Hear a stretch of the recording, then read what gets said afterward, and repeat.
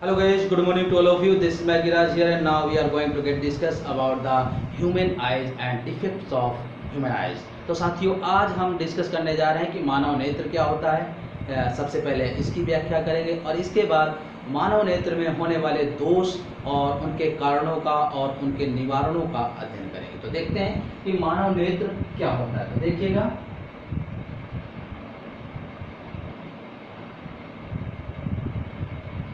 ये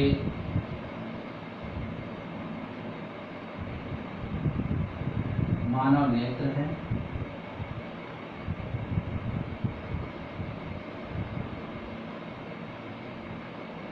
ये क्रिस्टलीय लेंस है और ये जो है पक्षमाभी पेशियां हैं।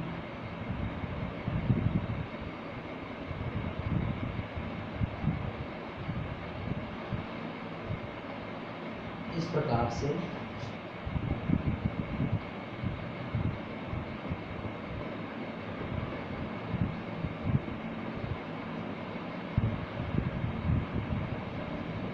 रक्त तंत्रिका होती है।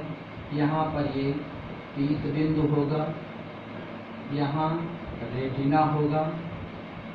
ये जो है ये पांचाल द्रव होता है। ये है सक्ष्मंडल, ये क्रिस्टलीय लेंस है।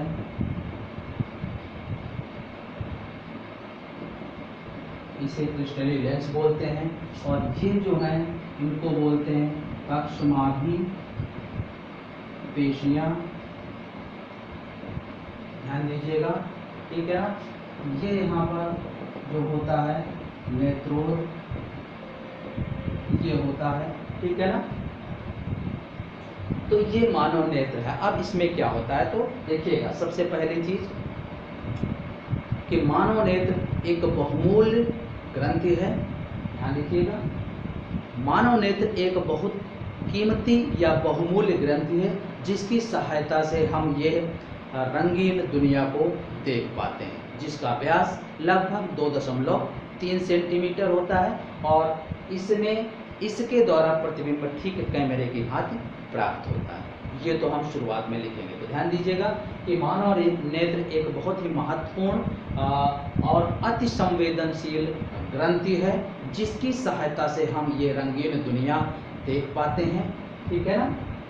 इससे इसका व्यास लगभग 2.3 सेंटीमीटर होता है तथा इसमें ठीक कैमरे की भांति प्रतिबिंब रेटिना पर प्राप्त होता है। फिर देखते हैं इसके आगे कैसे होगा। तो सबसे पहले प्रकाश इस स्वच्छ मंडल पर आपतित होता है।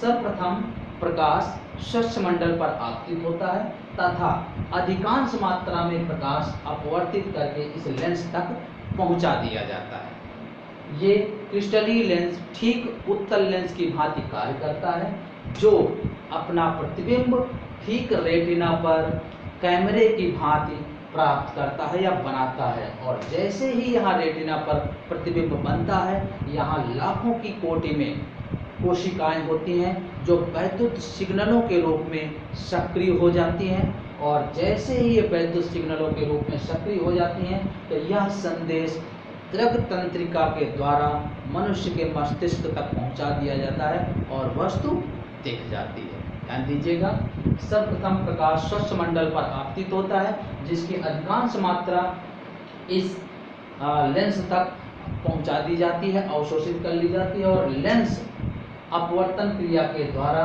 अपना प्रतिबिंब रेटिना पर ठीक कैमरे की भांति बनाता है। और जैसे ही यहाँ प्रतिबिंब बनता है, यहाँ उपस्थित लाखों की संख्या में कोशिकाएं होती हैं जो सक्रिय हो जाती हैं और वो वैद्युत सिग्नलों को रक्त तंत्रिका के द्वारा मस्तिष्क तक पहुंचा देते हैं और वस्तु दिख जाती है। इसे मानव नेत्र कहते हैं। अब देखते हैं मानव नेत्र में होने वाले दोष क्या क्या हैं। तो मानव नेत्र में मुख्यतः 3 दोष होते हैं, एक और भी होता है। तो फिलहाल देखिएगा कि ये दोष जो है ये है निकट दृष्टि दोष, इसको बोलते हैं मायोपिया। दूसरा होता है दूरदृष्टि दोष, हाइपरमेट्रोपिया,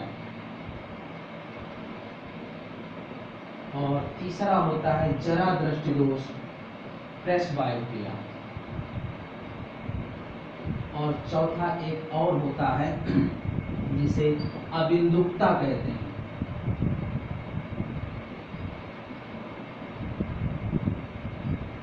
एस्टिमेटाइज, ठीक है ना। तो ये इतने दोष होते हैं, निकट दृष्टि दोष, दूर दृष्टि दोष, जरा दृष्टि दोष और अबिंदुकता, ठीक है ना। तो देखते हैं कि ये क्या होते हैं और इनके दोष निवारण कैसे करेंगे। तो सबसे पहले हम देखते हैं निकट दृष्टि दोष। निकट दृष्टि दोष क्या होता है? तो यह एक ऐसा दोष है जिसमें व्यक्ति निकट की वस्तु तो स्पष्ट देख पाता है लेकिन दूर की वस्तु को स्पष्ट देख नहीं पाता, निकट दृष्टि दोष कहते हैं। ऐसे दोष में व्यक्ति पास की वस्तु को स्पष्ट देख लेता है लेकिन दूर की वस्तु को स्पष्ट देख नहीं पाता, ऐसे दोष को निकट दृष्टि दोष कहते हैं। और यह होता किस कारण से है, ठीक है ना। तो देखिएगा कारण इसका है नेत्र लेंस यानी नेत्रिका लेंस तथा रेटिना के बीच की दूरी बढ़ जाती है, बढ़ जाने के कारण, या दूसरा हम कह सकते हैं कि नेत्रिका लेंस की फोकस दूरी घट जाने के कारण,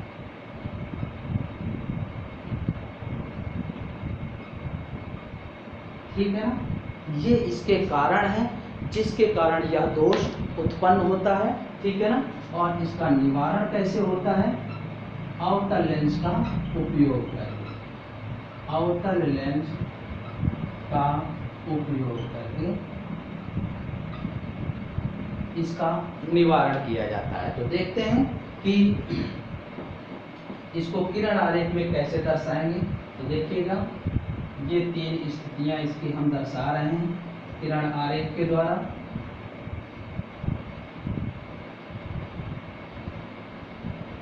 ये निकट बिंदु है और ये दूर बिंदु है।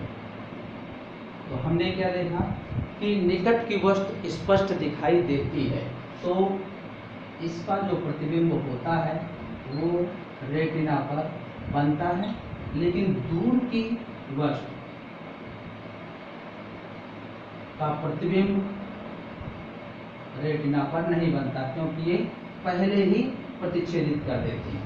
तो अब इनके लिए देखिएगा यही स्थिति है, ये किरणें अनंत से आ रही हैं।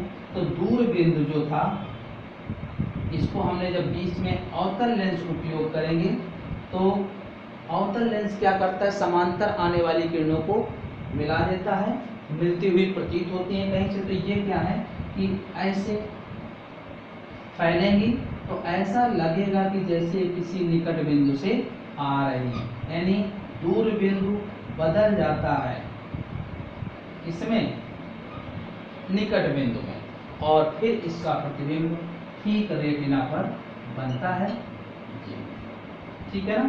तो देखिएगा निकट की वस्तु स्पष्ट दिखाई देती थी अर्थात स्पष्ट प्रतिबिंब बनता था, लेकिन दूर की वस्तु का स्पष्ट प्रतिबिंब नहीं बनता था क्योंकि वस्तु पहले ही नेत्र में रेटिना के पहले ही प्रतिच्छेदित कर देती है। तो इसके निवारण के लिए हम एक अवतल लेंस उपयोग करते हैं। तो अवतल लेंस क्या करता है, समांतर आने वाली किरणों को फोकस बिंदु पर मिला देता है।